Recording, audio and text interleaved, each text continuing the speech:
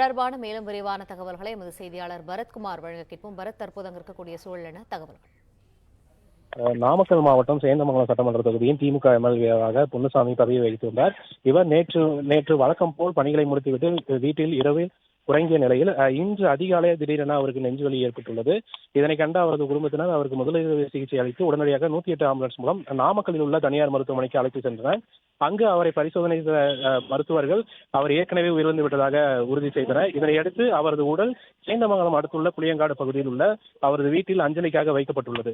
உயிரிழந்த திமுக எம்எல்ஏ பொன்னுசாமி உடலுக்கு காலை முதலே பல்வேறு அரசியல் கட்சியினர் மற்றும் பொதுமக்கள் கண்ணீர் மல்க தங்களது அஞ்சலியை செலுத்தி வருகின்றனர்.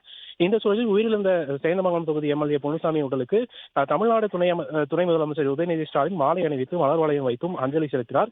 அவருடன் பள்ளிக்கல்வித்துறை அமைச்சர் அன்பில் மகேஷ், ஆதிதிராவிடர் நலத்துறை அமைச்சர் மதிவேந்தன், நெடுஞ்சாலைத்துறை அமைச்சர் ஏவாவேலு, முன்னாள் அமைச்சர் செந்தில் பாலாஜி உள்ளிட்ட எம்எல்ஏக்கள் உயிரிழந்த பொன்னுசாமியின் உடலுக்கு அஞ்சலி செலுத்தி வருகின்றனர்.